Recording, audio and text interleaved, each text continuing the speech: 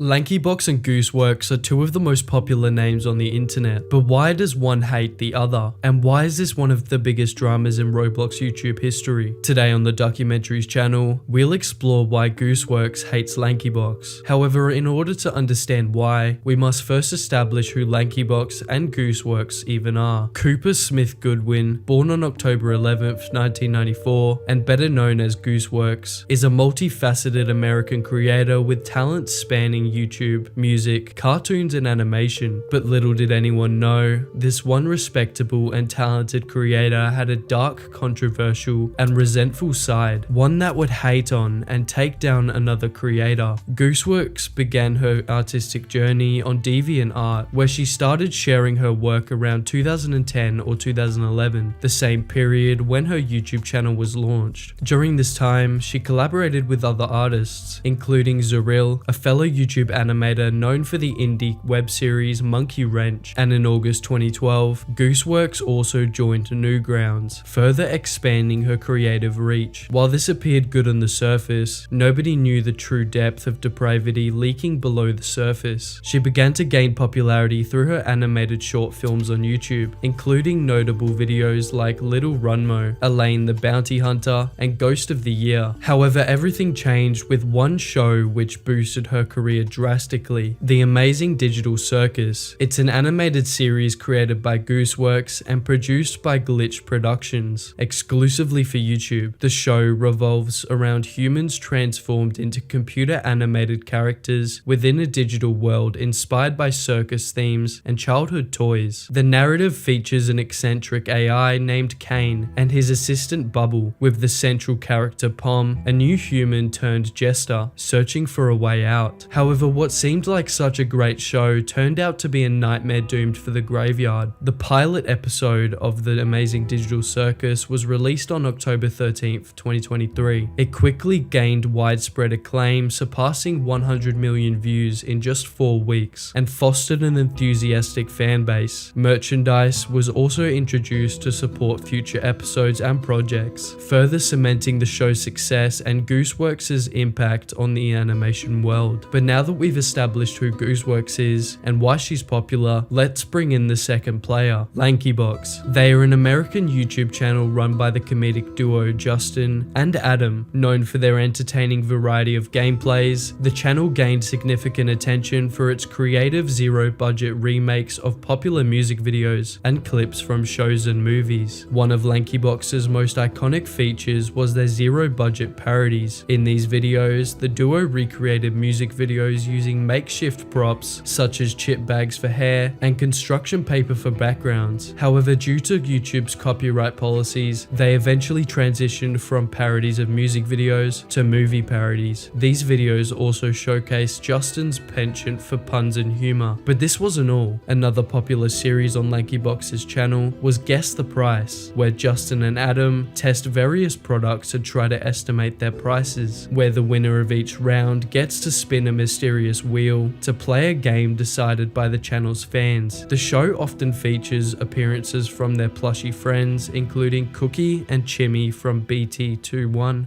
Boxy, a cardboard box plushie, and Dumbo from Disney. Lankybox has also created animated stories based on their personal experiences. Episodes include anecdotes like Justin's attempt to sneak into an R-rated horror movie while in middle school, and Adam's dating misadventures. These stories provide a humorous glimpse into their pasts and add a personal touch to their content. The Noob vs Pro vs Hacker series was also a staple of the Lankybox channel in 2021. In this series, the duo played games starting as inexperienced noobs, progressing to skilled pros, and eventually becoming hackers. Although this series was once a major feature, it has become less frequent in their recent uploads. Lankybox initially ventured into riddle videos in 2019, where they attempted to solve riddles presented on YouTube. This type of content experienced a resurgence in 2021, featuring riddles themed around video game characters and movies. The riddles often included popular titles such as Sonic EXE, Five Nights at Freddy's, and Santo, and turning red compilation videos on Lankybox consist of curated clips from their past content, such as Adopt Me videos and Guess the Price segments. These compilations, often featuring popular characters characters like Rainbow Friends and Poppy Playtime, continuing the tradition of their early content in a more condensed format. Lankybox amassed over 39 million subscribers through this depraved, weird, and downright disgusting content. However, this wasn't all, as soon Lankybox ended up in an awful controversy with GooseWorX. But what led them to this point, and why does Lankybox hate GooseWorX? It all began in mid-2023 when GooseWorX tweeted out, "Oh no, the content farm channels."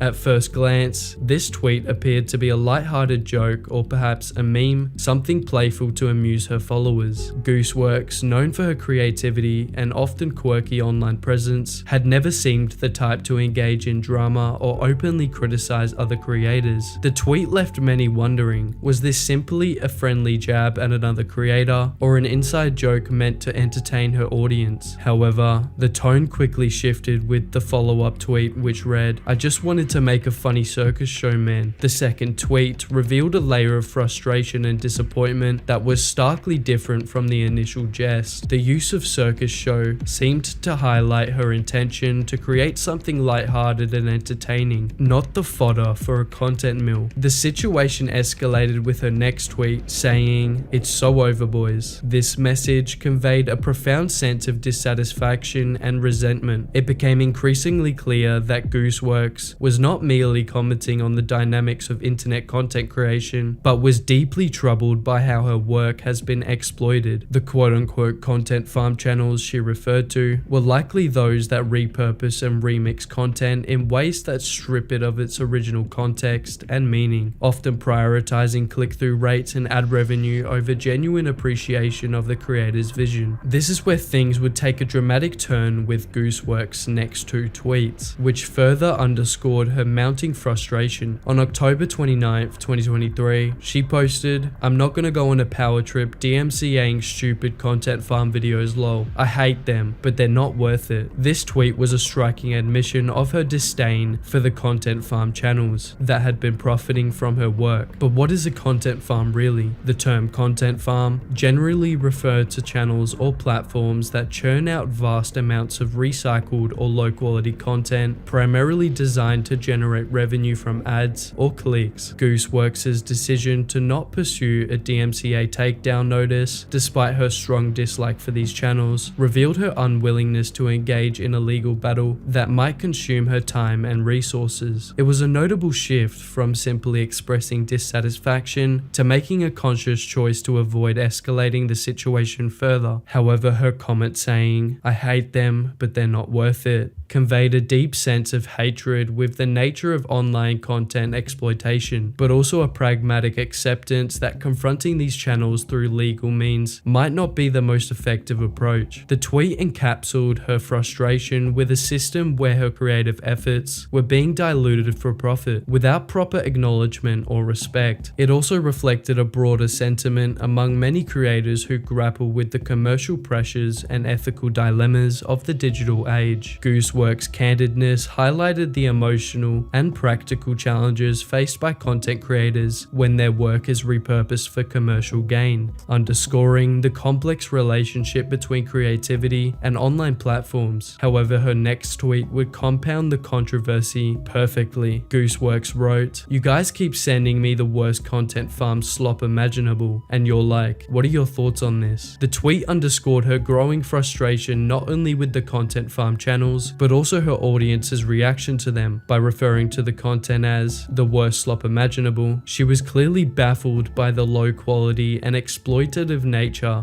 of the material being shared, and the phrase, "What are your thoughts on this?" implied that her followers were repeatedly asking her to weigh in on the content that she found particularly egregious. This added to the drama and controversy, as it highlighted a disconnect between what GooseWorX wanted to focus on and what her audience was pushing her to address. Rather than alleviating her frustration, the flood of content farm material and the constant requests for her opinions only intensified her displeasure. Her tweet served as a public outcry, exposing her dissatisfaction with both the exploitation of her work and the way her community was engaging with it. To anyone familiar with Lankybox's brand, it's clear they are one of the most prominent examples of a content farm within the Roblox community, known for their prolific output of Roblox-related videos videos, Lankybox has built a reputation for producing quantities of content designed primarily for ad revenue and viewer engagement, rather than an innovative or unique contributions to the gaming community. This model often involves repurposing popular trends and viral phenomena,